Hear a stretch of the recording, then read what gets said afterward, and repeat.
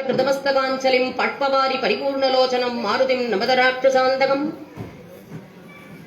இப்படி ஆஞ்சநேயர் சன்னதியில நமக்கு இன்னைக்கு ஒரு கிடைக்குமான்னு தெரியல, அப்படி கிடைச்சது.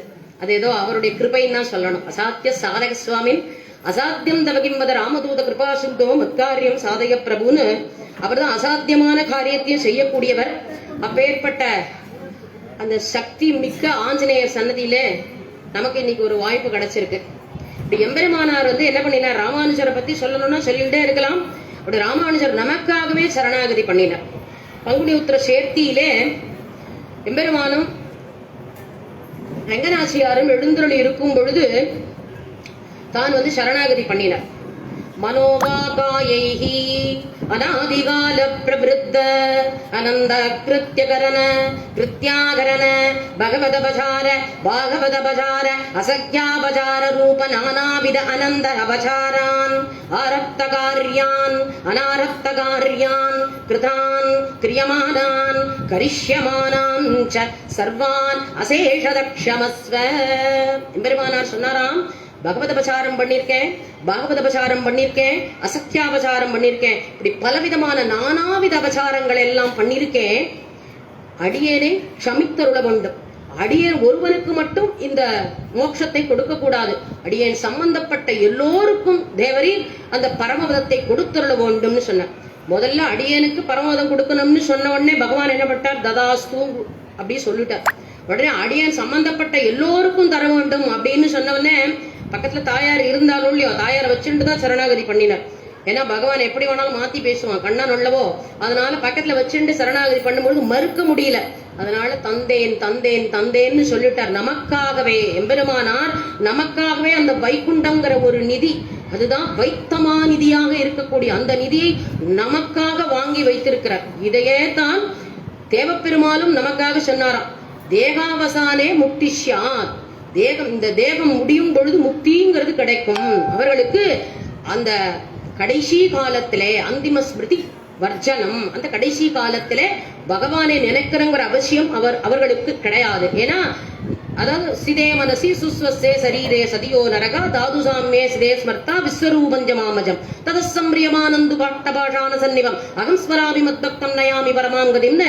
அப்படி மனசெல்லாம் ஸ்வஸ்தமா இருக்கும் பொழுது, செவிவாய் கண்மூக்கு உடல் என்ற ஐம்புலன்களும் ஸ்வஸ்தமாக இருக்கும் பொழுது எவன் ஒருவன் என்னை சரணாகதி பண்ணுகிறானோ அவரை நான் கைவிட மாட்டேன். அவனுக்கு நானே அவனுக்கு அழைத்து கொண்டு அவரை நான் என் திருவடியிலே சேர்த்துப்பேன்னு சொல்லி அனுகிரகம் பண்ணினேன். இது தேவப்பெருமாளும் சொன்னார், வராக பெருமாளும் சொன்னார்.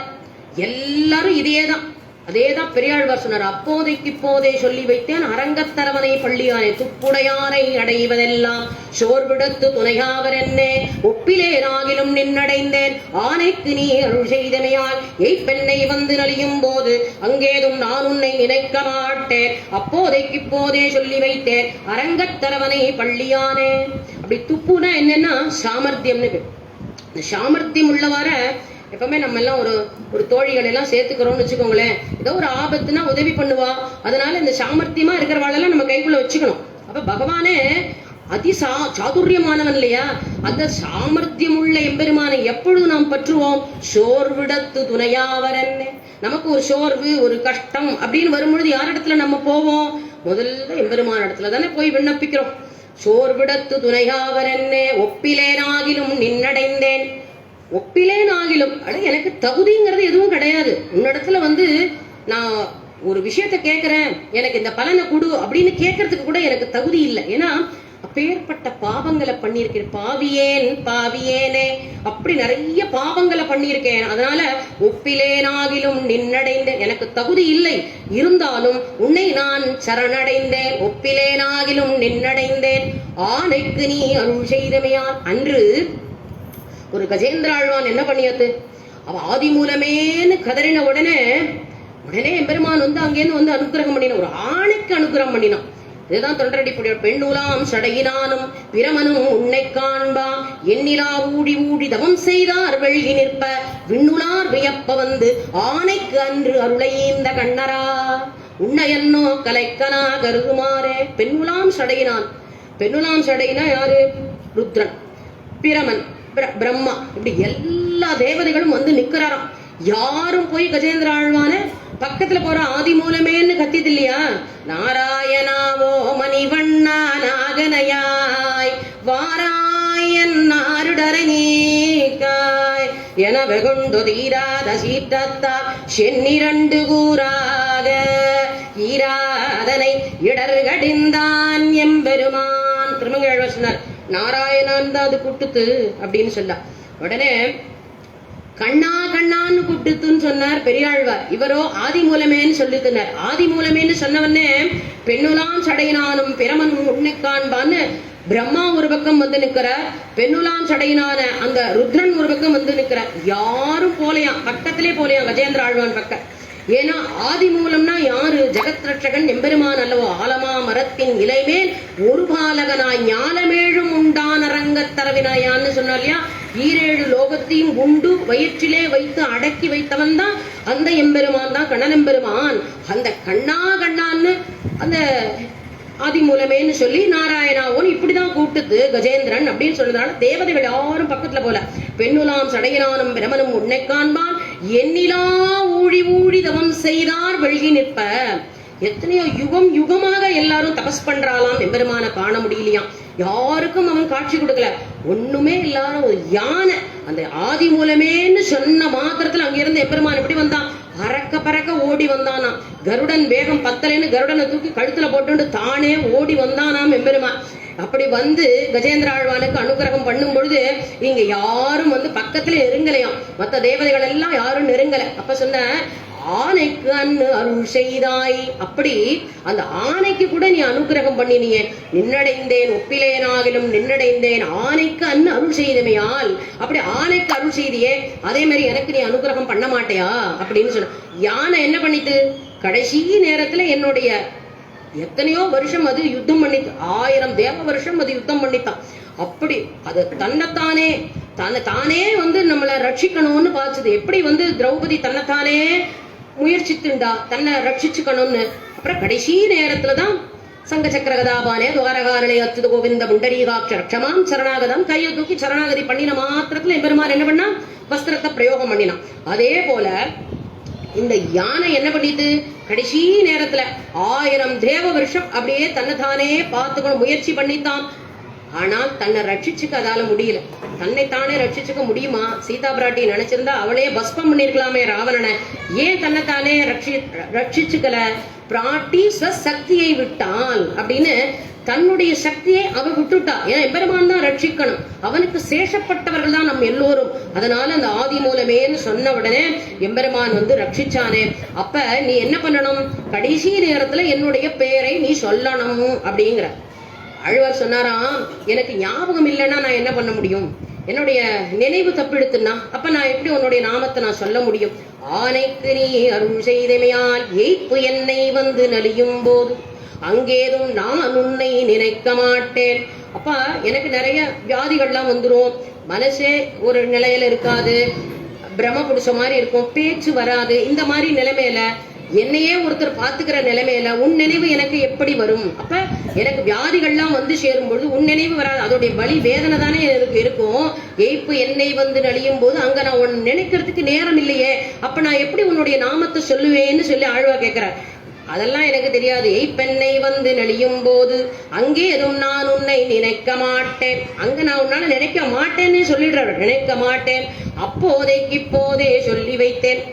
அப்போதைக்கு அப்ப என்னால சொல்ல முடியாது, அதனால நன்னா நான் சொஸ்தமா இருக்கும் பொழுது உன் நாமங்கள் எல்லாம் சொல்லி வச்சுடுறேன், நீ அதை கணக்கில் வச்சுக்கோன்னு சொல்றாராம். அப்ப அப்படியெல்லாம் உன்னை ரட்சிக்கணும்னு எனக்கு என்ன நிர்பந்தம் இருக்கு அழுவீரே அப்படிங்கிறாராம் பெருமாள். அப்ப எய்ப்பு என்னை வந்து நலியும் போது அங்கேதும் நான் உன்னை நினைக்க மாட்டேன், அப்போதைக்கு இப்போதே சொல்லி வைத்தேன் அரங்கத்தரவனை பள்ளியான். நான் இப்பவே நிறைய நாமங்கள் எல்லாம் சொல்லிடுறேன், நீ அதை கணக்கில் வச்சுக்கோ அப்படின்னு சொன்னா பெருமாள் சொன்னாராம், அப்படியெல்லாம் எனக்கு ரட்சிக்கணும்னு இல்ல. அப்படி அப்ப ரட்சிக்கணும்னு இல்லைன்னா இங்க திருவரங்கத்துல வந்து எதுக்கு சயனிச்சுன்னு இருக்கேன்னு கேக்குறாரு. அப்ப அரங்கத்தரவனை பள்ளியானே. அப்ப சொல்றார், வைகுண்டத்துல இருந்து வந்து இங்க இறங்கி வந்தது எதற்காக? எல்லா ஜீவர்களையும் ரட்சிக்கணுங்கிறதுக்காகத்தானே நீங்க வந்து சயனிச்சுட்டு சம்சாரம் கிழங்கெடுத்தால் அல்லது பெயர்களேன்னு சொல்லி சம்சாரத்தில் உள்ள எல்லோரையும் புல் பூண்டுகள்ல இருந்து எல்லாரையும் வைகுண்டத்துக்கு அழைச்சுன்னு போகணும்னு தானே இங்க திருவரங்கநாதனாக வந்து தர்ணா பண்ணிட்டு படுத்துட்டு இருக்கான். இங்க ஒத்துரை நான் விட மாட்டேன், எல்லாரையும் கூட்டின்னு போவேன், எப்படியாவது என்னுடைய நாமத்தை சொல்லியாவது கூட்டின்னு போவேன் அப்படின்னு தர்ணா பண்ணிட்டு படுத்துட்டு இருக்கியே, எதற்காக படுத்துட்டு இருக்காய் அப்படின்னு சொன்ன உடனே ஆழ்வார் சொன்னாராம், இவருக்கு ரொம்ப உரையாடல் மாதிரி இருக்கும். இந்த பெரியாழ்வார் திருமொழிகள் வியாக்கியானங்கள்லாம் உரையாடல் மாதிரி இருக்கும். எய்ப்பண்ணை வந்து நலியும் போது அங்கேதும் நான் உன்னை நினைக்க மாட்டேன், அப்போதைக்கு இப்போதே சொல்லி வைத்தேன், அரங்கத்தரவனை பள்ளியானே, உன்னுடைய நாமத்தை எல்லாம் சொல்லி வச்சுடுறேன், அப்போதைக்கு நீ அனுகிரகம், ஒரு அஜாமிலனுக்கு அனுகிரகம் பண்ணினே இல்லையா, அஜாமிலன் கடைசி நேரத்துல நாராயண நாமத்தை சொன்னா அதனால அவனுக்கு நீ வைகுண்டத்தை கொடுத்தியே, அதே போல எனக்கும் நீ அனுகிரகம் பண்ணணும் ஆழ்வார் வந்து பெருமாள் இடத்துல பிரார்த்திப்பது போல இந்த பாசுரம். இன்னும் நிறைய பெரியாழ்வார் நிறைய அனுபவிச்சு, ஒவ்வொரு ஆழ்வாரும் பதின்மர் பாடிய பெருமாள்னு பேரு. ஏன்னா இந்த ரெங்கநாதரை தான் எல்லா ஆழ்வாரும் மங்களாசாசனம் பண்ணியிருக்கா. மதுரகவி ஆழ்வார விட்டுருங்க, மதுரகவி ஆழ்வார் வந்து தேவுமத்தரியேன் குருகூர் நம்பி பாவினின் இசை பாடி திருவனேன்னு, அது ஆழ்வாரே அவருக்கு ஆச்சாரியன்னே தெய்வம்னு இருந்தவர் அவர். அதனால பெருமாள் பக்கமே அவர் திரும்பலனால மதுரகவி ஆழ்வார் விட்டுறணும். ஆண்டாள வந்து பெருமாளையே நாயகனாக பாவிச்சு தன்னை நாயகியாக பாவிச்சு அவளையே கல்யாணம் பண்ணிக்கணும்னு ஆசைப்பட்டவன். ஏழுடைய மனைநீர் என்னரங்க தின்னமுதர் குழலழகர் வாயழகர் கண்ணழகர் கொப்பூடில் எழுகமழ பூவழகர் எம்மானார் என்னுடைய கடல் வலையை தாமோ கடல் வலையை ஆக்கினரே அப்படின்னு சொல்லி ஆண்டாள் வந்து என்ன இந்த ரெங்கநாதன் எப்படி இருக்கான், தோழிமார்கள் எல்லாம் பார்த்து சொல்றா, எழிலுடைய அம்மனை நீர், அம்மனை அந்த அம்மனைமார்கள் அந்த அம்மா சகோதரி எல்லாரும் தோழிகள் எல்லாரையும் கூப்பிட்டு சொல்றாளாம், எழிலுடைய அம்மனை நீர் என் அரங்கத்து இன்னமுதர், என் அரங்கத்து இன்னமுதர். ஏன்னா பெரியாழ்வார் எத்தனையோ திவ்யதேச எம்பெருமான் எல்லாம் காமிச்சு ஆண்டாளை கல்யாணம் பண்ணிக்கிறியா, இந்த பெருமாளை கல்யாணம் பண்ணிக்கிறா, இந்த பெருமாளை கல்யாணம் பண்ணிக்கிறியான்னு சொன்ன உடனே அவ என்ன சொல்லிட்டா, இந்த ரெங்கநாதனை தவிர வேற யாரையும் கல்யாணம் பண்ணிக்க மாட்டேன்றா. அதனாலதான் எழிலுடைய அம்மனை நீர் என் அரங்கத்து இன்னமுதர், என் அரங்கத்து இன்னமுதர், என் அரங்கம் என்னும் சொல்லக்கூடிய திருவரங்கத்திலே அமுதமாக இருக்கக்கூடியவர். அது இந்த திருப்பார்கடல்ல இருக்கிற உப்புச்சாறு இல்லை, இந்த உப்புச்சாறு இல்ல, இதை விட உயர்ந்த அமுதம். இந்த அமுதத்தை சாப்பிட்டா பிறவிங்கிறதே கிடையாது. அப்பேற்பட்ட அமுதனாக இருக்கக்கூடிய என்னரங்கத்தின்னமுதர். அவர் எப்படி இருக்கார், குழலழகர் வாயழகர் கண்ணழகர் எல்லாமே அழகு அவருக்கு. குழலழகரா இருக்கார், அவருடைய கேசம் ரொம்ப அழகா இருக்கு. வாயழகர், அவருடைய வாய் பவளவாய் கமல செங்கன் அப்படின்னு சொல்றார். அப்படி பவளம் போன்ற எம்பெருமானுடைய வாய். குழலழகர் வாயழகர் கண்ணழகர் அரங்கனை கண்ட கண்கள் மத்தொன்றினை காணாவேன்னு மீண்டா பெரிய வாயகன்கள் என்னை பேரமை செய்தனவேன்னு திருப்பாணாழ்வார் சொல்லியிருக்கார். அப்பேற்பட்ட கண்ணழகனை மயங்கினவர் தானே அந்த பிள்ளை உறங்கா வெள்ளிதாசர்னு. அவர் எப்பொழுதும் தன்னுடைய மனைவியுடைய கண்ணையே அனுபவிச்சுட்டு இருந்தவருக்கு எம்பெருமானார் கூட்டின்னு போய் அந்த பெரிய பெருமாள் இடத்துல இப்படி மனைவி கண்ணே நீ போய் ரசிச்சுட்டு இருக்கியே, இதை விட உயர்ந்த கண்ணழகு இந்த எம்பெருமானுக்கு இருக்குன்னு சொல்லி அவரை அர்த்த மண்டபத்துக்கே கூட்டின்னு போயிடுறார். காயத்ரி மண்டபம் தாண்டி அர்த்த மண்டபத்துல கூட்டின்னு போய் நிறுத்தி அந்த பிள்ளைவரங்கா வெள்ளிதாசருக்கு பெருமாள் சொல்றா, பெருமாள் இடத்துல விண்ணப்பம் பண்றார் எம்பெருமானார். என்ன சொல்றாராம், தேவரீருடைய கண்ணழகை இவருக்கு காட்டி கொடுக்கவும்னு சொன்ன உடனே அவர் காமிச்சாராம், எப்பேற்பட்ட அழகு, நீண்டா பெரியவாயகன்கள். எப்படி ஒரு கண்ணழகுங்கிறது, ஈரேழு லோகத்துக்கும் எம்பெருமான் எப்படி விஸ்வரூபத்தை காட்டினான் அர்ஜுனனுக்கு, அந்த மாதிரி கண்ணோட நுனி எங்க இருக்குன்னே தெரியல, அவ்வளவு ஒரு நீண்ட கண்ணை காமிச்சாராம். அப்படியே மயங்கி போயிட்டார் பிள்ளை உறங்கா வெள்ளிதாசர். பார்த்துட்டே இருந்தார் ரெங்கநாதருடைய கண்ணை, நேரம் போனதே தெரியலையாம். எல்லாம் அர்ச்சகாலம் போயாச்சு, எல்லாரும் போனா ராத்திரி 2 மணி ஆயிடுத்து. வெளியில வந்து பாக்குறார், அப்பதான் நாழி எவனும் கேட்கிறாரு. தான் நாழி கேட்டான் வாசல்ல சொல்ல, நாழி கேட்டான் வாசல்ல வந்துதான் நாழி கேட்கிறார். அப்படி மயங்கினாராம். அப்பேற்பட்ட கண்ணழகை உடையவன் ரெங்கநாதன். அந்த ரெங்கநாதனை தான் கல்யாணம் பண்ணிப்பேன்னு சொன்ன ஆண்டார். எழிலுடைய அம்மனை நீர் எண்ணரங்க தின்னமுதர் குழலழகர் வாயழகர் கண்ணழகர் கொப்பூழில் எழுகமழ பூவழகர். அவருடைய கொப்பூழ் கொடியிலிருந்து பிரம்மாவை சிருஷ்டி பண்ணினார் எம்பெருமான். பிரம்மாவை சிருஷ்டி பண்ணிதான் 4 வேதங்களை கொடுத்து இந்த உலகத்தை எல்லாம் சிருஷ்டி பண்ண சொல்லி அந்த காரியத்தெல்லாம் எம்பெருமான் ஒரு இடத்துல கொடுத்தாராம். அந்த கொப்பூழ் அவ்வளவு ஒரு அழகாக இருக்கிறது. அதனால அந்த எம்பெருமானை தான் கல்யாணம் பண்ணிப்பேன். கொப்பூடில் எழுகமழ பூவழகர் எம்மானார் என்னுடைய கடல் வலையை தாமும் கடல் வலையே ஆக்கினரே. கையில வலையில் நிறைய போட்டு இருந்தாங்க ஆண்டார். இந்த எம்பெருமான நினைச்சு நினைச்சு உருகி கையில உள்ள வலையெல்லாம் தானே கழண்டு மிரண்டு போற அளவுக்கு அவள் நினைச்சு உருகி உருகி அவனையே கல்யாணம் பண்ணி மானிடவர்க்கென்று பேச்சுப்படி வாழ இல்லேன் கண்டாய் மன்மதனே, மானிடவர்க்கு வாக்கப்பட மாட்டேன்னு சொன்ன பெரியாழ்வார் முதல்ல திவ்யதேச எம்பெருமான்களை காட்டி கொடுக்கறதுக்கு முன்னாடி ஒரு மானிடவரையும் இவரை கல்யாணம் பண்ணிக்கிறியான்னு கேட்டா, அப்ப ஆண்டாள் சொன்னாலாம், மானிடவர்க்கென்று பேச்சுப்படி வாழகில்லேன் கண்டாய் மன்மதனே, மானிடவர்க்கு நான் வாக்கப்பட மாட்டேன், அப்படி இருந்தால் நான் உயிரையே விட்டுடுவேன்னு பிஞ்சாய் பழுத்தாலை ஆண்டாலை பத்தியுடன் நாளும் பழுத்தாய் மனமே மகிழ்ந்து. அப்படி 5 வயதில் அவருக்கு பக்திங்கிறது அப்படி முத்தி போச்சு. 5 குடிக்கு ஒரு சந்ததியாய் ஆழ்வார்கள் தம் செயலை விஞ்சி நிற்கும் தன்மயலாய் பிஞ்சாய் பழுத்தாலை ஆண்டாலை பத்தியுடன் நாளும் பழுத்தாய் மனமே மகிழ்ந்து. அப்படி தன்னை ஒரு நாயகியாக பாவிச்சு கொண்டு அந்த எம்பெருமானையே கல்யாணம் பண்ணிக்கிறேன்னு சொல்லி 5 வயசுல அவளுக்கு அப்படி ஒரு பக்தி வந்ததுன்னா, ஒரு துருவனுக்கு எப்படி ஒரு பக்தி வந்ததோ, ஒரு பிரகலாத ஆழ்வானுக்கு எப்படி ஒரு பக்தி வந்ததோ, அப்படி ஆண்டாளுக்கு வந்தது. சாட்சாத் பூமி பிராட்டியின் அம்சமாகவே வந்து அவதாரம் பண்ணினவர். இன்னோ திருவாடி பூரம் எமக்காக அன்னோ இந்து ஆண்டாள் அவதரித்தால் உண்ணாத வாழ்வான வைகுந்தவான் போகன் தன்னை இகழ்ந்து ஆழ்வார் திருமகளாராய். போகமான வாழ்க்கை, பரமபதத்துல போகமான வாழ்க்கை, அந்த வாழ்க்கையை விட்டுட்டு இங்க யாராவது வருவாளா? நமக்கெல்லாம் அந்த மாதிரி ஒரு சொகுசான வாழ்க்கையை விட்டுட்டா நம்ம சாதாரண குடிசையில போய் இருப்போமா? அந்த வாழ்க்கையை விட்டுட்டு யாருக்காக வந்தாலாம்?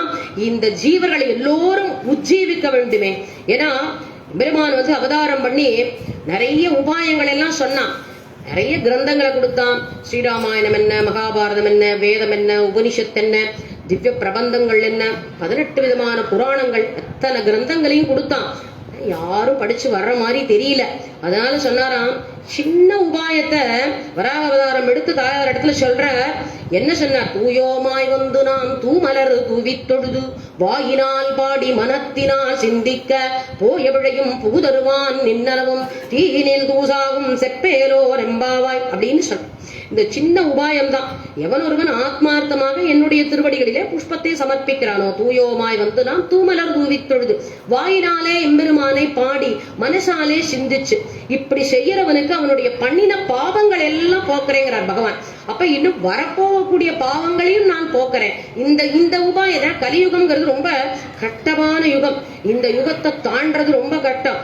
ஆனா பாவ கூட்டம் நிறைந்த யுகம். இந்த யுகத்துல வந்து நம்ம பிறந்திருக்கோம்னாலே ஏதோ நிறைய பாவங்கள் பண்ணதுனால இங்க வந்திருக்கோம். ஆனா இந்த கலியை கடக்கிறது எவ்வளவு ஈஸினா, அந்த ஈஸியான ஒரு உபாயத்தை தான் சொன்னாராம் எம்பெருமான். எப்படின்னா, கலவு சங்கீர்த்தி கேசவம் தியாயன் கிருதே யஜன் யஜ்ஞேகி திரேதாயாம் துவாபரே அர்ச்சயன்னு யதாப்னோதி ததாப்னோதி கலவு சங்கீர்த்தி கேசவங்கிற தியாயன் கிருதேன கிருதயுகத்துல தியானம் பண்ணினா எம்பெருமான் அடையலாம். துவாபரே அர்ச்சையன்னு துவாபர யுகத்துல அர்ச்சனம் பண்ணினாலே பகவான் அடையலாம். துவாபரே அர்ச்சையன்னு யதாப்னோதி ததாப்னோதி கலவு சங்கீர்த்தி கேசவம். அப்படி கலியுகத்துல கேசவனான எம்பெருமான சங்கீர்த்தனம் பண்ணினாலே அடையலாம். இப்படி எளிதான உபாயம் இல்லையா? யுகமான கஷ்டமான யுகம்.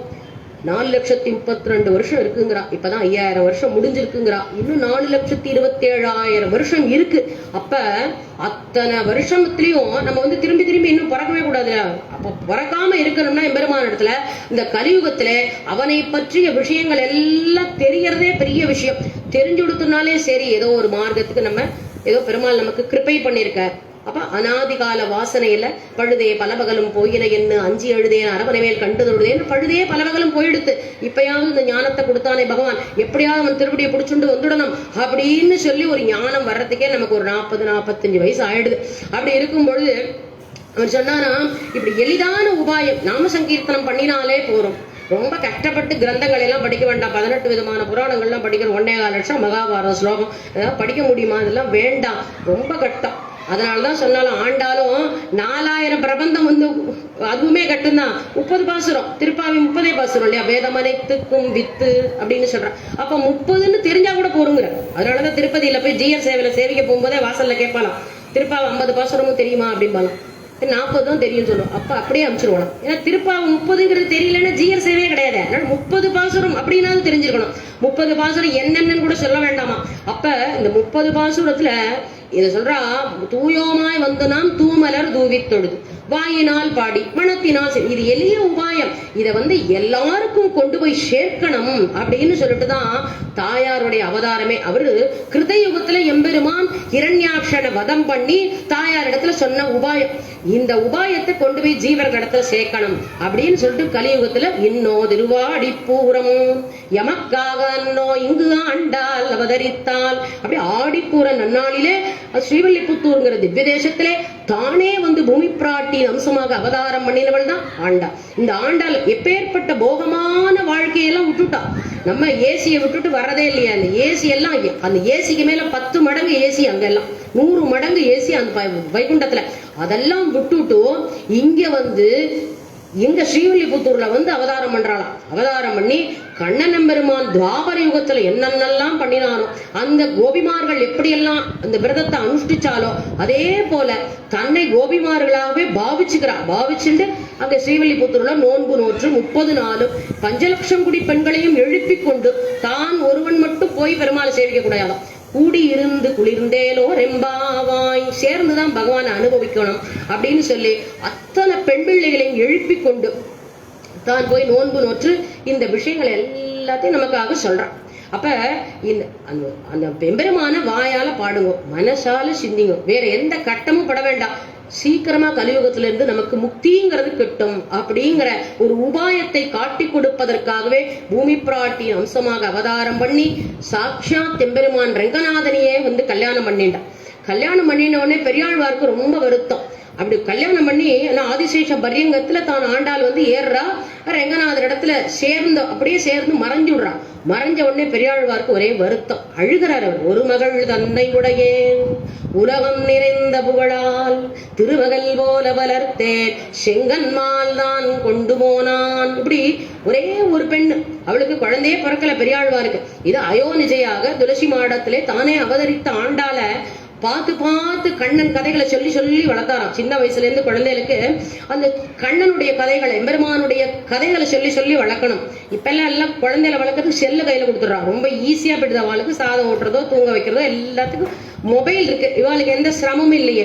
நம்ம சிரமப்பட்டாதானே குழந்தைங்கிறது நன்னா இருக்கும். நம்ம முயற்சிங்கிறது வேணும். இப்ப ஒரு குழந்தை நன்னா வரானாலும் அதற்கு காரணம் பெற்றோர்கள் தான். அப்ப குழந்தை நன்னா வரலைனாலும் காரணம் பெற்றோர் தான். ஏன்னா சின்ன வயசுல இருந்து அந்த பகவத் விஷயத்தை அவளுக்கு ஊட்டணும். இவா என்னென்னலாம் ஊட்டுறாள், பக்தியை ஊட்டணும். பக்தி தான் அவளுக்கு கொடுக்கிற சொத்து. ஏன்னா திருமாலை பாசுரம் சொல்லிட்டேதான் அவர் சாதமே ஊட்டுவாளாம் பெரியாழ்வாரோட பத்தினி பத்மான்னு பேரு. அப்படி கதைகளை சொல்லி தேனும் பாலும் கண்ணலும் அமுதுமாகிய கண்ணனுடைய எம்பெருமான், அந்த எம்பெருமானுடைய சரித்திரங்களையே சொல்லி சொல்லி சொல்லி வளர்த்தாள் ஆண்டாள். அதனாலதான் 5 வயசுல அவளுக்கு பக்திங்கிறது முத்திட்டு. இப்ப நம்ம அந்த மாதிரி சின்ன குழந்தைக்கு பக்திங்கிற சொத்தை நம்ம கொடுத்துட்டோம்னா அவர்களுடைய அந்த வாழ்க்கையை பத்தி நம்ம கவலைப்படணுங்கிறது அவசியம் இல்லை, சொத்து கொடுக்கணுங்கிற அவசியம் இல்லை. பக்தி அவசியம் எல்லோரும் இன்னைக்கு சின்ன வயசுல இருந்து கொடுக்கணும். அதனாலதான் நாரதர் உபதேசம் பண்ணினார் பிரகலாத ஆழ்வானுக்கு. கயாதுடைய கர்ப்பத்துல இருக்கும் பொழுதே நாரதர் போய், ஏன்னா அசுர குழந்தையா பிறக்க போறது, ஏற்கனவே அந்த ஹிரண்யகசிபுடைய அட்டகாசம் தாங்க முடியல. பிராமணர்கள் எங்கே இருக்கக்கூடாது, அவர்கள் யாகம் பண்ணக்கூடாது, பாராயணம் நடக்கக்கூடாது, கோட்டி நடக்கக்கூடாது, எல்லா இடத்துலயும் கலைக்கிறது தான் ஹிரண்யகசிபுவோட வேலையை. ஏன்னா அவனை பத்தி தான் பாடணும், அவனை பத்தி தான் தோடையமங்கலம், அவனை பத்தி தான் அட்டபதி, எல்லாமே அவனை பத்தி தான். அப்படி இருக்கும் பொழுது இந்த ஹிரண்யகசிபு இப்படி அசுர குழந்தையா பிறக்க போறதே, இவனும் அட்டகாசம் தாங்க முடியாதே, பிராமணர்கள்லாம் வாழ முடியாதேன்னு சொல்லிட்டு என்ன பண்ணினாராம், அந்த கர்ப்பத்துல இருக்கும் பொழுது ஹிரண்யகசிபு தபஸ் பண்ணிட்டு இருக்கும் பொழுது என்ன பண்ணிட்டான், கயாதுவ நாரதர் தன்னுடைய ஆசிரமத்துக்கு அழைச்சின்னு போயிடுறார். ஆசிரமத்துக்கு அழைச்சின்னு போய் அவருக்கு கர்ப்பத்திலே அந்த எம்பெருமானுடைய நாமத்தை சொல்லி சொல்லி சொல்லி வளர்த்ததுனால பிறக்கும் பொழுதே திருத்துழாய் எப்படி முளைக்கும் பொழுதே வாசனையா இருக்கு இல்லையா, அப்படி பிறந்ததான் பிரகலாத ஆழ்வான். எப்படி நாராயண நாமத்தை தவிர வேற நாமத்தை சொல்ல மாட்டேன்னு சொன்ன குழந்தை, அதே போலதான் ஆண்டாலும், அதே போலதான் துருவனும். இதெல்லாம் நிறைய சரித்திரங்கள் இருக்கு. நம்ம இன்னைக்கு ரெங்கநாதரை பத்தி அனுபவிக்கணும். ரெங்கநாதரை பத்தி எல்லா ஆழ்வார்களும் அனுபவிச்சிருக்கா, எல்லா ஆச்சாரியர்களும் அனுபவிச்சிருக்கா. அப்படி ஆண்டாள் ரெங்கநாதரையே கல்யாணம் பண்ணிப்பேன் அப்படின்னு சொன்னா. அதுக்கப்புறம் பெரியாழ்வார் என்ன சொன்ன, நிறைய பாசுரம் 247 பாசுரங்களால மங்களாசாசனம். 11 பாடிய பெருமாள் நம் பெருமாள் பார்க்கடலை கடைந்து அமுதில் வந்த பெண்ணமுதை தன் திருமார்பில் ஏந்திய பெருமாள் நம்பெருமாள் போதமன வாலமுனி ஈடுரைப்பது கேட்டு பூரித்து நின்ன பெருமாள். இப்படி கொண்டாட்டம் அரையர் சேவையில ரொம்ப நல்லா சொல்லிட்டே இருப்பா. தினம் தினம் ஒரு புது புது கொண்டாட்டம் அவ எடுக்கிறா. அதை கேட்கவே ரொம்ப ஆசையா இருக்கும். அப்படி இந்த ரங்கநாதர் இடத்துல ஈடுபாடு உள்ள ஆழ்வார்கள் 247 பாசுரம். தமிழ் எழுத்து எத்தனையோ அத்தனை பாசுரங்களால மங்களாசாசனம் பண்ணியிருக்கா ஒரு ஒரு ஆழ்வார்களும். அதுல எல்லா ஆழ்வாரும் பாடின பெருமாள் ரங்கநாதர் தான். திருமலையை தொண்டரடிப்பொடி ஆழ்வார் மட்டும் பாட மாட்டேன்ட்டார். அரங்கனை பாடின வாயால் வேறு எவரையும் பாட மாட்டேன்னு சொல்லிட்டார் தொண்டரடிப்பொடி ஆழ்வார். அதனாலதான் திருமலை இன்னைக்கு வைகுண்டமா இல்ல, ஸ்ரீரங்கம் தான் வைகுண்டமா இருக்கு. அத்தனை ஆழ்வார்கள் மங்களாசாசனம் பண்ணின பாசுரங்கள் 247 பாசுரங்கள் இருக்கு. இந்த 247 பாசுரங்களுடைய அர்த்தங்களை அனுபவிக்கணும்னா நமக்கு இந்த நேரம் போராது. இதோ ஒரு ஒரு ஆழ்வார்களுடைய ஒரு ஒரு பாசுரங்களுடைய அனுபவத்தை பாக்குறதுக்கே நமக்கு 1.5 மணி நேரம் 2 மணி நேரங்கிறது நமக்கு சரியா இருக்கும். இந்த பெரியாழ்வார் என்ன சொன்னார்? மாதவத்தோன் புத்திரன் போய் மரிகடல்வாய் மாண்டானை ஓதுவித்ததக்கனையா உருவே கொடுத்தானோர் தோதவத்தி தூய்மறையோர் துறைபடிய துலும்பியங்கோ போதில் வைத்தத்தேன் சொரியும் புனரரங்கம் என்பதுவே. மாதவத்தோன் அப்படின்னா மகா தபஸ்வி, தபஸ்வியான சாந்தீபனி. கண்ணனம் பெருமான் ஆயகலைகள் 64யும் 64 நாட்கள்ல கத்துக்கொண்டார். யார் இடத்துலன்னா சாந்தீபனி இடத்துல. ஏன்னா குருமுகமாக எல்லாரும் கற்றுக்கொள்ள வேண்டும். எம்பெருமானுக்கு எல்லாமே தெரியும். அவன் சர்வஞன் சர்வேஸ்வரன் எல்லாமே அறிந்தவன். அப்படி இருக்கக்கூடிய எம்பெருமான் தானே போய் ஒரு குருவன் இடத்துல போய் கத்துக்கணும். அப்படிதான் எல்லாரும் கத்துக்க முடியும். எல்லாருக்கும் இந்த ஒரு வழியை காட்டுறதுக்காக தானே ஒரு குருவன் ஆசிரியிச்சு சாந்தீபனி இடத்துல போய் 64 கலைகளையும் கற்றுக்கொண்டான். கற்றுக்கொண்ட பிறகு மா தவத்தோன் புத்திரன் போய் மரிகடல் வாய் மாண்டானே. இப்படி சரி எல்லாம் கத்துண்டாச்சு. உடனே அவருக்கு சம்பாவனை, குரு சம்பாவனை கொடுக்கணும் இல்லையோ. தேவரீருக்கு என்ன சம்பாவனை அடியன் சமர்ப்பிக்கிறதுன்னு கேட்கிறேன். உடனே அவர் சொன்னாராம், அவருக்கு பெருமாள் இடத்துல கேட்கணுங்கிற ஆசை இல்ல, இருந்தாலும் பத்தினி இருக்காளே அவ என்ன சொன்னா, நம்ம குழந்தை 11 வயசுல சமுத்திரத்துல போய் ஸ்நானம் பண்ண போச்சே, அந்த குழந்தை இறந்து போயிடுது இல்லையா, அந்த குழந்தைய கேட்டு வாங்கும் தேவரீர். அவரை சாட்சாத் எம்பெருமானே வந்திருக்காரு. தேவரீர் இதை கேட்கணும்னு சொல்லி ஆத்துக்கார்ட்ட சொல்லி கொடுத்துடுறான். உடனே அவரும் என்ன பண்ணிட்டார், மதி கலங்கிடுறார். மனைவி சொல்றதுதானே கேட்டாகணும். உடனே போய் கேட்டுடுறாராம் கண்ணன் இடத்துல. என்ன கேட்கிறார்? அடியனுடைய புத்திரன் 11 வயசுல சமுத்திரத்துல ஸ்நானம் பண்ணும் பொழுது அவன் இறந்து போயிட்டான், அவனை தேவரீர் திரும்பி கொடுக்கணும்னு கேட்கிறார். உடனே எம்பெருமான் குரு கேட்டா உடனே கொடுத்துட மாட்டாரா, நேர சமுத்திரத்துக்கு போறார். சமுத்திரத்துல போனா அங்க கடலில் பிறந்து கருதாது பஞ்சசனன் உடலில் வளர்ந்து போய் ஊழியான் கைத்தலத்திடரில் குடியேறி தீயவசுரர் நடலைப்பட முழங்கும் தோற்றத்தாய் நற்சங்கே. அச்சியார் திருமொழியில வரக்கூடிய பாசுரம். அப்ப கடலில் பிறந்து கருதாது பஞ்சசனன், பஞ்சசனன்கிற ஒரு அசுரன் இந்த சமுத்திரத்துல இருப்பானாம். யாரு ஸ்நானம் பண்ண வந்தாலும் அவர்களை சாப்பிடுவானாம். அப்படி இருக்கக்கூடிய அந்த பஞ்சசனன் இடத்துல போய் கேட்கிறாரு, இல்ல. உடனே அவனை முதுகு கிழிச்சு பாக்குறாராம். அந்த வயத்துக்குள்ளே இல்ல, முதுகுலே இல்ல, அந்த முதுகெலும்பு எடுத்துட்டார். அந்த பாஞ்சசன்யத்தையாவது பண்ணிக்கலாமே அப்படின்னு சொல்லிட்டு பஞ்சசனன் உடலில் வளர்ந்து போய் ஊழியான் கைத்தலத்திடரில், பெருமானுடைய கைத்தலத்திடரில் அந்த பாஞ்சசன்யமாகவே அந்த முதுகெலும்பை பண்ணிட்டு நேரம் சரி இங்க பஞ்சசனன்கிற அசுரன் இடத்துல இல்ல, அடுத்தது எங்க போயிருப்பான், நேர யமதர்மராஜன் இடத்துல போனாராம். யமப்பட்டினத்துக்கு போற அவர் நல்லா யமதர்மராஜன் சிம்மாசனத்துல இருந்தார். இந்த கண்ணனம் பெருமானை பார்த்த உடனே அங்கிருந்து நேர பீடத்துல இருந்து இறங்கி அவருக்கு சுவாகதம் சொல்றார், வரவேற்கிறார், பூர்ண கும்ப மரியாதை எல்லாம் கொடுத்து, தேவரீர் இங்க பொன்னடி சாத்தினது ரொம்ப பாக்கியம் அப்படின்னு சொல்றார். அவர் என்ன பண்றார், பக்கத்துல வச்சுருக்க அந்த 11 வயசு குழந்தைய பக்கத்துல வச்சுருக்கானா யமதர்மராஜன். என்னுடைய ஆச்சாரியனுடைய குழந்தைய நீர் இங்க வச்சிருக்கலாமா, தவறு இல்லையா அப்படின்னு. தேவரீருடைய பொன்னடி சாத்தனம் தான் அடிய இந்த காரியத்தை பண்ணினா, இங்க பாவம் பண்ணிறவளே இருக்கா, அதனால இந்த பூமிக்கு ஒரு புண்ணியாசனம் பண்ணணும் இல்லையா, அதனால தேவரீர் இங்க பொன்னடி சாத்தினது விசேஷம் அப்படின்னு சொல்லி அதுக்கப்புறம் ஆச்சாரியனுடைய குழந்தைய திரும்பி கொடுத்ததாக ஒரு சரித்திரம். இதெல்லாம் ஆழ்வார் பாசுரங்கள்லே வர்றது, இதெல்லாம் நம்மளாம் சொல்றதே கிடையாது.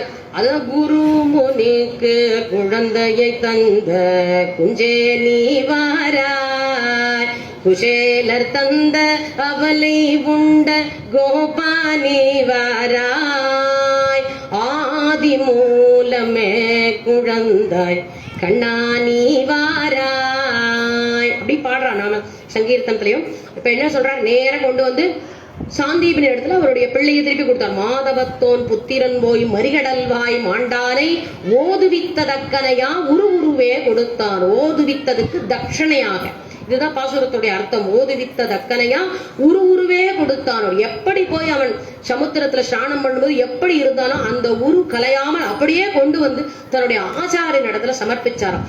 தோதவத்தி தூய்மறையோர் துறைபடிய துளும்பி எங்கும். அப்படி இந்த திருவரங்கத்துல காவேரி நதியில ஸ்நானம் பண்ணக்கூடியவர்கள் எல்லா பிராமணர்களும் எப்படியா எல்லோரும் அந்த மறைகளை ஓதக்கூடியவர்கள், மிகவும் ஆச்சாரமானவர்கள் அப்படிங்கிற பெரியாழ்வார். தோதவத்தி தூய்மறையோ, தூய்மையான அந்த மறைகளை ஓதக்கூடிய அவர்கள் எல்லோரும் மிகவும் ஆச்சாரமாக இருக்கக்கூடியவர்கள். எல்லாரும் என்ன பண்ணுவாளாம், காவேரி நதியில தான் ஸ்நானம் பண்ணுவாளாம். கங்கையில் புனிதமாய காவிரி நடுவுபாட்டு பொங்குநீர் பறந்து வாயும் பூம்பொழில் அரங்கந்தன்னுள் எங்கள் மால் இறைவன் ஈசன் கிடந்ததோ கிடக்கே கண்டம் எங்கனம் மறந்து வாழ்கேன் ஏழையேனே. கங்கையை விட புனிதம் காவிரிக்கு. ஏன்னா கங்கை நதிங்கிறது எம்பெருமானுடைய திருவடிப்பட்ட ஜலத்தை ருத்ரன் வந்து தன் தலையிலே தாங்குவதனாலே அது கங்கை.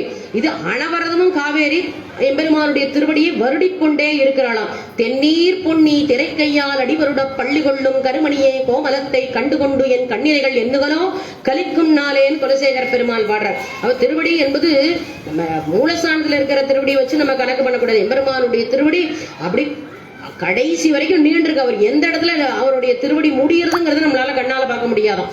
அப்பேற்பட்ட அந்த திருவடியை வருடி கொண்டு எப்பொழுதும் அந்த காவேரி நதியாக இருக்கிறதுனால அந்த காவேரி நதிங்கிறது அவ்வளவு ஒரு விசேஷம். கங்கையை காட்டிலும் காவேரி விசேஷம்னு சொல்றான். அததான் போதில் வைத்த தேன் சொரியும் புனலரங்கம் என்பதுவே. அந்த புனலரங்கத்தில் அப்படி ஒரு நீர்வளம் மிக்க அந்த திவ்யதேசம் அப்படின்னு சொல்லி பெரியாழ்வாரும் மங்களாசாசனம் பண்றார். அதே போல பிறப்பகத்தே மாண்டொழிந்த பிள்ளைகளை நால்வரையும் இறைப்பொழுதில் கொணர்ந்து கொடுத்து ஒருப்படுத்த உரைப்பனூர் மறை பெருந்தி வளர்த்திருப்பார் வருவிருந்தை அழுத்திருப்பார் சிறப்புடைய மறையவர் வாழ் திருவரங்கம் என்பதுவே. பிறப்பகத்தே மாண்டொழிந்த, இதுல ஒரு சரித்திரம் இருக்கு. ஆழ்வார்கள் பாசுரங்கள் எல்லாமே சரித்திரம் நிறைய இருக்கும். அதாவது ஒரு அந்தணனுக்கு வெகு நாளாக குழந்தைகள் இல்லை. அதற்கு பிறகு எம்பெருமானுடைய கிருபா கடாட்சத்தினாலே வரிசையாக குழந்தைகள்லாம் பிறக்கிறது. ஒரு 3 குழந்தை பிறந்தது. 3 குழந்தை வரைக்கும் பிறந்த உடனே இறந்து போச்சான். பிறந்த உடனே பிறக்க இறக்குறதேன்னு சொல்லிட்டு எம்பெருமான இடத்துல விண்ணப்பம் பண்றார். கண்ணன் இடத்துல விண்ணப்பம் பண்ண உடனே அர்ஜுனன் சொன்னாராம், அடுத்த தடவை குழந்தை பிறக்கும் போது நான் பாத்துக்கிறேன், நீங்க கண்ணன் இடத்துல போக வேண்டாம், நான் சுத்தி அம்பு போட்டு நான் பாத்துக்கிறேன் அப்படின்னு சொல்லிட்டு, கண்ணா நீ வர வேண்டாம் நான் பாத்துக்கிறேன் இந்த காரியத்தை அப்படின்னு சொல்லிட்டு அர்ஜுனன் வந்தாராம். மனைவி கர்ப்பமா இருந்தா, நிறை மாச கர்ப்பிணி, குழந்தை பிறக்கிற நேரம் என்ன பண்ணாராம், இந்த அர்ஜுனன் சுத்தி அவ எந்த இடத்துல பிரசவிக்க போறாளோ அந்த அறையை சுத்தி அம்பு போட்டு வச்சிருந்தாராம் அர்ஜுனன். சரி இதை மீறி யார் இந்த குழந்தை எடுத்துன்னு போறான்னு பாக்குறேன் அப்படின்னு சொல்லி அவரும் பார்த்தார். சுத்தி பண்ணி வச்சார். குழந்தையும் பிறந்த க்ஷணத்திலே காணும். அப்ப சர்வவியாபி எம்பெருமான் எங்குமுலன் கண்ணன் என்ற மகனை காந்தி இங்கில்லையால் என்று இரணியன் தூண் புடைப்ப அங்கு அப்பொழுதே அவன் மேய தோன்றி சிங்கப்பெறான் பெருமை ஆராயம் சீர்மத்தேன்னு எல்லா இடத்துலயும் சர்வவியாபியாக இருக்கக்கூடிய எம்பெருமான் ஒரு க்ஷணத்துல பிறந்தவொடனே அந்த குழந்தை வந்து கிளம்பிடுது. எங்க போச்சுன்னே தெரியல. சுத்தி அம்பு படுக்கையெல்லாம் போட்டு வச்சிருந்தான். கடைசியில அவர் வந்து திட்டுறாரு, நான் கண்ணன் இடத்துல தானே பிரார்த்திச்சேன், நீ என்னவோ என்னால சாதிக்க முடியும்னு சொல்லி கூட்டின்னு வந்து அம்பு படுக்கையெல்லாம் போட்டு இப்ப கடைசியில என் குழந்தைய நீ காப்பாற்ற முடிஞ்சுதா அப்படின்னு சொன்ன உடனே நேர கண்ணன் இடத்துல போலாவான்னு சொல்லி கண்ணன் இடத்துல கூட்டின்னு போற. கண்ணன் என்ன பண்றார், இந்த அந்தணனையும் தன்னுடைய தேர்ல ஏத்துண்டார், இந்த அர்ஜுனனையும் ஏத்திண்டார். நேர கிளம்பினார். எங்க பிரஜா நதி கரை வரைக்கும் போயிட்டார். பிரஜா நதி கரையில தேரை நிறுத்தினார். பிரஜைக்கு இந்த பக்கமே இந்த கரையில அவ 2 பேரையும் இறங்கினார்.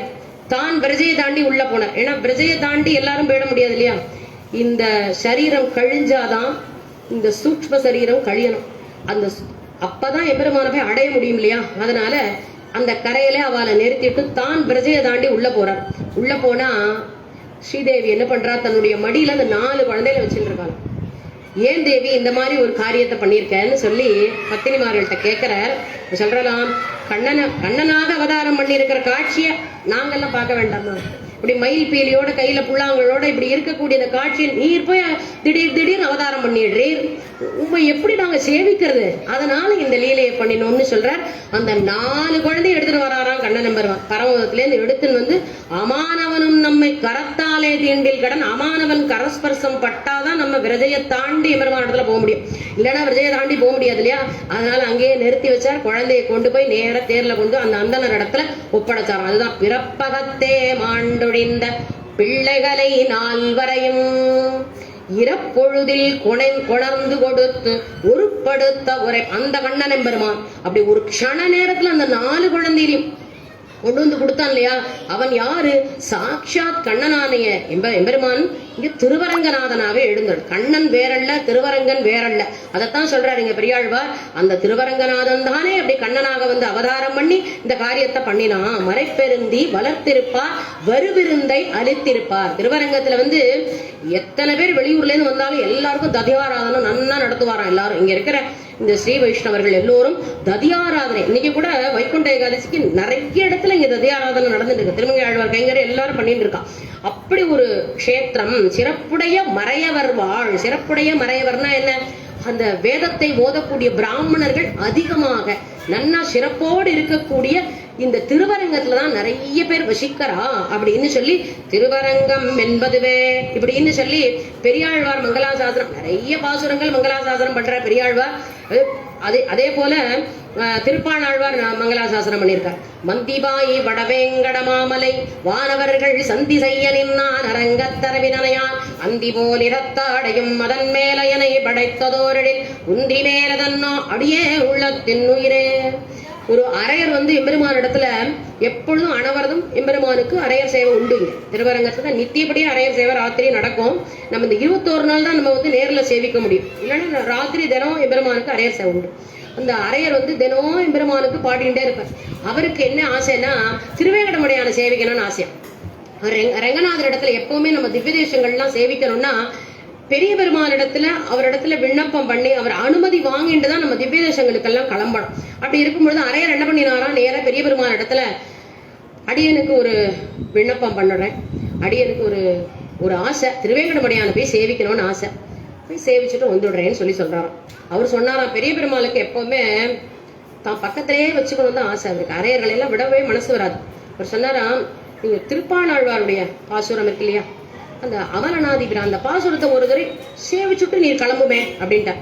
இவர் சொல்றார், அவர் சொன்னாரேன்னு சொல்லிட்டு இவர் அமலநாதிபிரான் அடியார்க்கு என்னை ஆட்படுத்த விமலன் விண்ணவருகோன் விரையார் மொழில் வேங்கடவன் நிமலன் நின்மலன் நீதிவாதவன் நீல் மதிலரங்கத்தம்மான் திருக்கமலபாதம் வந்து என் கண்ணின் உள்ளனவுக்கின்றதே ஒந்த உள்ளத்தனாய் உலகமலன் தண்டமுற நிபந்த நீல் முடியன் அன்னுரை அந்த நிதாதரரை கவர்ந்த வெங்கனை காகுத்தன் கடியார் துடிலரங்கத்தம்மான் அரைச்சி வந்த ஆடையின் மேல் சென்னதாக என சிந்தனையே மந்திபாய் வடவேங்கடமாமலை வானவர்கள் சந்தி செய்ய நின்னான் அரங்கத்தரவினையான் நிறுத்துனர் திருப்பி சேவினர் திருப்பி அமரன் திருப்பி மந்திபாய் வடவேங்கடமாமலை வானவர்கள் சந்தி செய்ய நின்னான் அரங்கத்தரவின நிறுத்துனர். சரி சுவாமி அடியன் இங்கே இருந்துடுறேன், திருவேங்கடத்துக்கு போகலன்ற. ஏன்னா மந்திபாய் வட வேங்கட மாமலை அந்த மந்திகள் கிளைக்கு கிளை பாய்ந்து கொண்டிருக்கக்கூடிய திருவேங்கடத்துல இருக்கக்கூடிய எம்பெருமான் தான் இங்க திருவரங்கநாதனாக வந்து சயனிச்சுருக்கான். அதை வந்து அந்த அர்த்தத்தை அவருக்கு புரிய வைக்கிறதுக்காக திரும்ப திரும்ப அந்த பாசுரத்தை சொல்ல சொன்னாராம். மந்திபாய் வடவேங்கட மாமலை வானவர்கள் சந்தி செய்ய நின்றான். வானவர்கள்னா என்ன, அந்த தேவர்கள் எல்லாரும் அங்க வந்து கைங்கரியம் பண்ணிட்டு இருக்கார். அந்த எம்பெருமான் அங்க வைகுண்டத்துல இருக்கிற எம்பெருமான் தான் இங்க அரங்கத்து அரவினையான் இங்க திருவரங்கத்துல வந்து சயனிச்சுட்டு இருக்கான். அப்ப அந்த எம்பெருமான் தான் இங்க இருக்கேன், நீ இன்னும் திருவேங்கடத்தை சேவிக்கணும்னு ஆசைப்படுறியா, போவாதேன்னு சொல்றதுக்கு இப்படி சொன்னார். அந்த பாசுரத்தை சொல்லி சொல்லி சொன்னாராம். அரங்கத்தரவினையான் அந்திபோல் நிறத்தாடையும் அதன் மேலையனை படைத்தோர் எம்பெருமானுடைய அந்த பீதாம்பரமும் அந்த கொப்பூழ் அழகிலேயே அவரும் ஈடுபட்டதாக திருப்பாணாழ்வார் 10 பாசுரம் தான் மங்களாசாசனம். திருப்பாணாழ்வார் வந்து சாதாரண ஒரு பிராமணர் கூட கிடையாது, நித்தியசூரியனுடைய வம்சம் அவர். அவர் 5வது வர்ணத்தை சேர்ந்தவர்னு சொல்றா, பாணர் குலத்தை சேர்ந்தவர். ஆனா நித்தியசூரியின் அம்சம். அவர் எப்பொழுதும் அவெல்லாம் வந்து கோவிலுக்குள்ள வரக்கூடாதுங்கிறது எம்பெருமானார் காலத்துக்கு முன்னாடி இருந்தது. எம்பெருமானாருக்கு அப்புறம் தான் எல்லாரும் பெருமாளை சேவிக்கலாம், எல்லாரும் வரலாம்னு ஒரு விஷயத்த அவர் இது பண்ணார். ஆனா இந்த திருப்பாணாழ்வார் என்ன பண்ணுவாராம், இது வடதிருக்காவேரிங்கிறது கொள்ளடம், தென் திருக்காவேரிங்கிறது அம்மா மண்டப காவேரி. அந்த அம்மா மண்டப காவேரியிலே நிப்பாராம். அங்கிருந்தே தான் வீணையை மீட்டுண்டு எம்பெருமான பாடிண்டே இருப்பாராம். அங்கிருந்து காலை வச்சு நடந்து இந்த பெருமாளை வந்து சேவிக்க நம்ம கூடாது, நம்ம தாழ்ந்த வர்ணத்துல பிறந்திருக்கோம், நம்ம கோவிலுக்கு போறதுக்கு நமக்கு தகுதி இல்லை அப்படின்னு சொல்லிட்டு அதீத பக்தியோட அங்கிருந்தே அவர் மங்களாசாசனம் பண்ணிட்டு இருப்பார். எம்பெருமானுக்கு அவர் பாட்டை கேட்கறதுல அவ்வளவு ஒரு ஆசை. ஏன்னா இவன் பாசுரம் கேட்டவாறே திருவுள்ளம் முகக்குன்னு பாசுரம் கேட்க கேட்க அவருக்கு ரொம்ப ஆசை எம்பெருமானு. உடனே அவர் அங்கிருந்தே பாடிட்டு இருக்கார். ஒரு நாள் லோகசாரங்க முனிவர், திருப்பாணர் சரித்திரம் எல்லாருக்கும் தெரியும். லோகசாரங்க முனிவர் இவர் மெய்மறந்து பாடிட்டு இருக்கும் பொழுது இப்படி நகர்ந்து போகும்னு சொல்லவே அவர் காதுல விழுதல, அவர் பாடிண்டே இருந்தார். அப்புறம் ஒரு கல்லை தூக்கி வீசினார். அதுக்கப்புறம் அடாடா இப்படி நம்ம ஒரு அபச்சாரப்பட்டுட்டோமே அப்படின்னு சொல்லி தள்ளி போய் நின்றுண்டார். இப்படி அபச்சாரப்பட்டுட்டோம்னு சொன்ன உடனே அவர் நெத்தியிலேருந்து அப்படி ரத்தம் கொட்டியது. இங்க இருந்து போய் பெருமாளுக்கு திருவாராதனம் பண்ணா பெருமாளுடைய நெத்தியிலேருந்து ரத்தமா கொட்டுறதாம். உடனே இப்படி என்னுடைய அடியார் இடத்துல நீ அபச்சாரப்பட்டுட்டியா, அவரை நீ எழுந்துருள பண்ணி கொண்டு வரணும்னு பெருமானை சொல்ல அந்த திருப்பாணாழ்வாரே லோகசாரங்க முனியே அவர் தன்னுடைய தோல்ல எழுந்துருள பண்ணி கொண்டு எம்பெருமான இடத்துல சேர்ந்தாராம். ஏன்னா அவர் பூமியில காலை வைக்க மாட்டேன்னு இருந்தவர். நான் தாழ்ந்த வர்ணத்துல எனக்கு வந்து இந்த ஸ்ரீரங்கத்துல காலை வைக்கவே அடியனுக்கு தகுதி இல்லை, அந்த எம்பெருமானுடைய சன்னதியை முதிக்க கூட அடியனுக்கு தகுதி இல்லை, நீச்சனே நிறைவொன்றுமில்லே என்கண் பாசம் வைத்த பரஞ்சுடர் சோதிக்கேன்னு நீச்சனான இருக்கக்கூடிய என்ன போய் அப்படி சன்னதிக்குள்ள வர சொல்றேன்னு சொன்னேன். உடனே முனிவாகன போகர்னே பேரு இவருக்கு. உடனே முனிவாகனமா அவருக்கு முனியே வாகனமா ஆனாராம். லோகசாரங்க முனிவரே அவருக்கு வாகனமாக எழுந்தருள பண்ணி நீர் என்னுடைய தோளில எழுந்தருளும் சொல்லி அப்படி கூட்டின்னு வந்தவர்னே எம்பெருமான் என்ன பண்ணாராம், திருவரங்கநாதனுக்கு அது வரைக்கும் பொருட்கள் அங்கிருந்தே இவருக்கு காட்சியை கொடுக்கணும் அப்படின்னு சொல்லிட்டு இவர் வந்து ரெங்காரங்கா கோபுரம் கிட்ட தான் வர. உடனே அவர் என்ன பண்ணாராம், அமலனாதிபிரானடியார்க்கு என்னை ஆட்படுத்த விமலன் விண்ணவர்கோன் விரையார் பொழில் வேங்கடவன் நின்மலன் நீதிவானவன் நீல்மதிலரங்கத்தம்மான் திருக்கமல பாதம். அந்த எம்பெருமானுடைய திருக்கமல பாதமாகப்பட்டது. இவரை நடந்து வர ரெங்காரங்கா கோபுரத்துல இருந்து அவர் பாத அழக காமிக்க ஆரம்பிச்சிட்டாராம். இவருடைய கண்ணுல வந்து அவருடைய பாதம் வந்து அப்படி திருவடி அழக வந்து காட்டுறாராம். அப்படியே ஒரு 10 பாசுரம் சேவிச்சுட்டே வரார். அப்படியே வரிசையா பாதாதிகேசமாக அப்படியே எம்பெருமான அப்படியே பாடிண்டே வர கடைசினா அரங்கனை கண்ட கண்கள் மொத்தொன்னினை காணாவேன். அந்த காயத்ரி மண்டபம் தாண்டி அர்த்த மண்டபத்துக்கு போகும்போது அந்த பாசுரம் கடைசி பாசுரம் ஆலமாமரத்தின் இலவேல் ஒரு பாலகனாய் ஆலவேழுமுண்டான் அரங்கத்தரவினையார் கோலமா மரியாரமும் முத்துத்தாமும் முடிவில்லதோரடி நீலவேணி ஐயோ நிறைகொண்டதன் நெஞ்சிலேயே தேவரீருடைய அழகு என்னுடைய நெஞ்சிலே குடிகொண்டது அப்படின்னு சொல்லி கொண்டல் வண்ணனை கோபலனாய் வெண்ணையுண்டவாயன் என் உள்ளம் கவர்ந்தானை அண்டர்வோன் அணியரங்கன் என் அமுதினை கண்ட கண்கள் மத்தொன்னினை காணாவே. இந்த அமுதினை எம்பெருமான கண்ட கண்கள் வேற எதையும் காணாது அப்படின்னு சொன்னவனே அங்கேயே அவருக்கு மோட்சத்தை கொடுக்கிறார் எம்பெருமான். திருப்பாணாழ்வாருக்கு 10 பாசுரம் மங்களாசாசனம் அவருடைய பக்திக்கு அந்த இடத்துல அவருக்கு மோட்சத்தை கொடுத்தார் அப்படிங்கிறது திருப்பாணாழ்வாருடைய சரித்திரம்.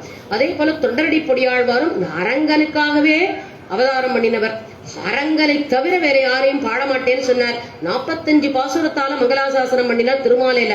10 பாசுரம் திருப்பள்ளி எழுச்சி கதிரவன் குணதிசை சிகரம் வந்தடைந்தான் கரையுலகந்தது காலையும் பொழுதாய் மது விருந்தொழியின மாமலரெல்லாம் வானவரசர்கள் வந்து வந்தீண்டி எதிர் திசை நிறைந்தனர் இவரோடும் புகுந்த இருங்களிரீட்டமும் வெடியோடு முரசம் அதிர்தலில் அலைகடல் போன்றொலவெங்கும் அரங்கத்தம்மா பள்ளி எழுந்தருளாயே. காலையில விஸ்வரூப சேவை இங்க ரொம்ப விசேஷம். தேவர்கள் எல்லாரும் வந்துடுறாளாம், கிண்ணறர்கள்லாம் வராளாம், கருடர்கள். நம்ம கண்ணுக்கு தெரியாது, நம்ம கண்ணுங்கிறது ஊனக்கண், பஞ்சபூதங்களாலான சரீரம். இந்த கண்ணுனால இங்க யார் விஸ்வரூபத்துக்கு வரான்னு நீங்க பார்க்கவே முடியாது.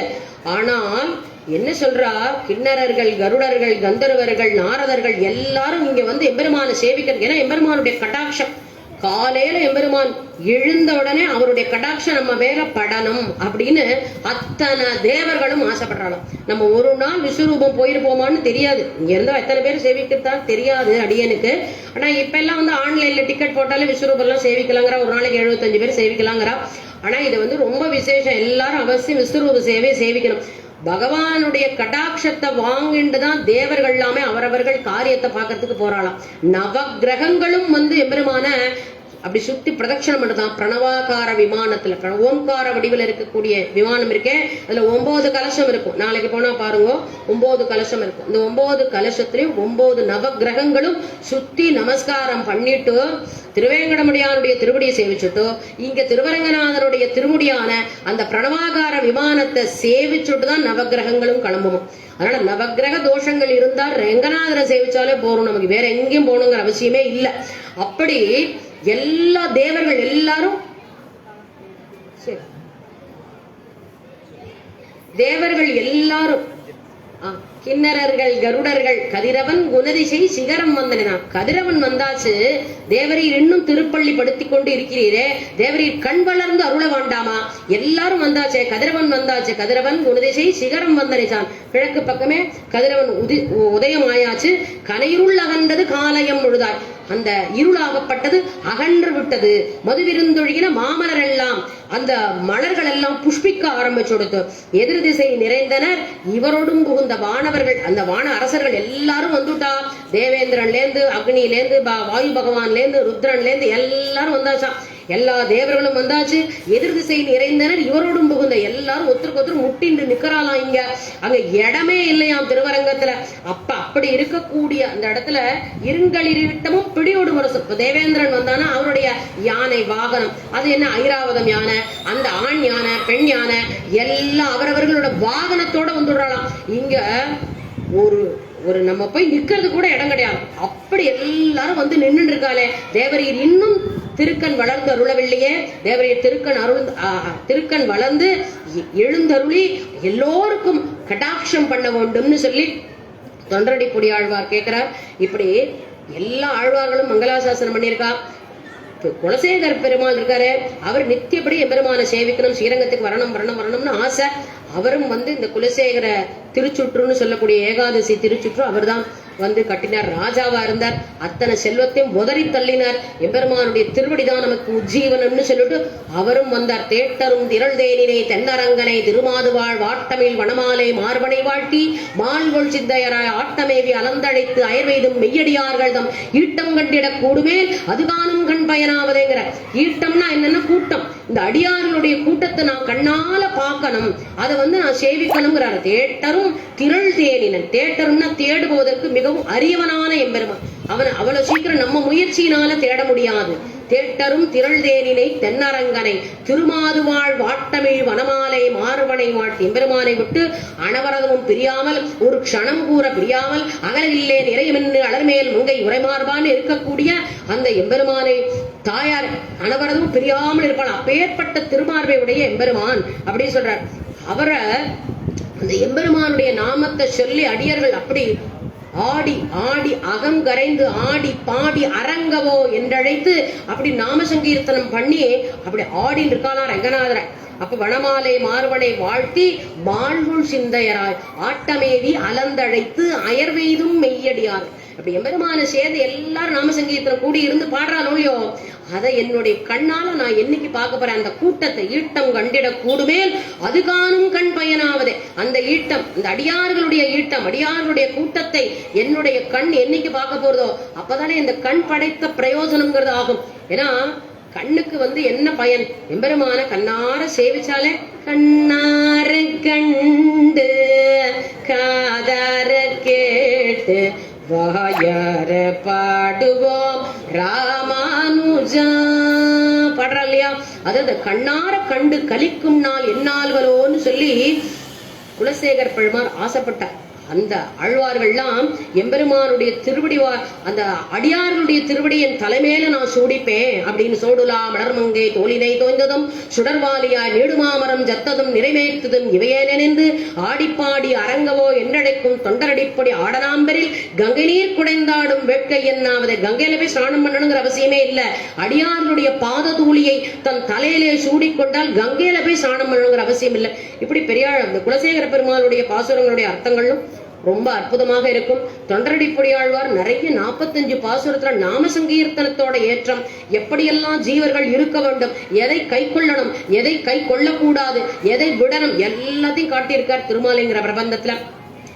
பல ஆழ்வார்கள் நம்மாழ்வார் கங்குலும் பகலும் கண்டுயிலறியாய் கண்ணநீர் கைகளால் இறைக்கும் சங்கு சக்கரங்கள் என்று கைகூப்பும் தாமரைக்கண் என்னே தளரும்னு அந்த எம்பெருமான நினைச்சு நினைச்சு இரவும் பகலும் தூங்காம எம்பெருமான் நினைச்சுட்டு இருக்காளாம். பராங்குஷ நாயகி நம்மாழ்வார் பராங்குஷ நாயகி பாவத்துல எம்பெருமான நினைச்சுட்டு தூங்கவே மாட்டாளாம். பகல்லையும் தூக்கம் கிடையாது, இரவுலையும் தூக்கம் கிடையாது. எப்பொழுதும் எம்பெருமான நினைச்சிட்டு கண்ணுல ஜலம் வந்துட்டே இருக்கும். எப்ப என்ன ஆட்கொள்ளுவான் காத்துட்டு இருப்பாளாம். கங்குலும் பகலும் கண்டுயிலறியான் கண்ணநீர் கைகளால் இறைக்கும், அப்படியே கையால இறக்கிற அளவுக்கு கண்ணுல அப்படியே ஜலம் வந்துட்டே இருக்குமா. சங்கு சக்கரம் என்று கைகூப்பும் தாமரை கண் என்னே தளரும். சங்கு சக்கரம், அந்த சங்கு சக்கரத்தை சங்கு சக்கரம்னா எம்பெருமானுடைய சங்கு சக்கரத்தை பார்த்து அப்படி சேவிச்சுட்டே இருப்பாளாம், கையை கூப்பிட்டே இருப்பாளாம். சங்கு சக்கரம் என்று கைகூப்பும் தாமரை கண் என்னே தளரும் எங்கனே தரிக்கேன் உன்னை விட்டு என்னும் இருநிலும் கைதுடாவிருக்கும் செங்கையல் வாய் நீ திருவரங்கத்தா என் செய்கின்றா இவன் திறத்தேன்னு சொல்லி அவருடைய தாயார் கேட்கிறான். எப்போது உன்னையே நினைச்சிட்டு இருக்காளே, இவர் விஷயத்துல நீ என்ன பண்ண போற, உன்னையே நினைச்சுட்டு அழுதுண்டே இருக்காளே, கையை துழாவிண்டே இருக்காளே, கண்ணன் வந்துட்டானான்னு துழாவின் இருக்காளே, இவன் திறத்து நீ என் செய்கின்றாயேன்னு சொல்லி நம்மாழ்வார் மங்களாசன சொல்ல மாட்டார். எல்லாரும் திருமங்க ரங்கநாதன நிறைய ஆழ்வார்கள் 11 மங்களாசாசனம் பண்ணியிருக்கார்கள். மேற்கொண்டு ஆச்சாரியர்களும் மங்களாசாசனம் பண்ணியிருக்கார். நமக்கு இன்னைக்கு நேரம் மிகவும் குறைவாக இருப்பதனால் ஏதோ இந்த வாய்ப்பு கிடைத்ததுக்கே பகவான் ஏதோ நமக்கு கிருபை பண்ணியிருக்கான்னு நினைச்சுண்டு இதோட இந்த உபன்யாசத்தை பூர்த்தி பண்ணிக்கிறேன். ஷமிக்க பிரார்த்திக்கிறேன். அடியோமோடும் நின்னோடும் பிரிவின்றி இருக்க வேண்டும் என்று பிரார்த்திண்டு, குற்றக்குறைகள் இருந்தாலும் மன்னிக்க வேண்டும் என்று பிரார்த்தித்துண்டு ஸ்ரீமதே ரம்யஜாமாத்ர முனி இந்திராய மகாத்மனே ஸ்ரீரங்கவாசனே பூயாத் நித்ய ஸ்ரீ நித்யமங்கலம். ஆழ்வார் எம்பெருமானார் ஜீய திருவடிகளே சரணம்.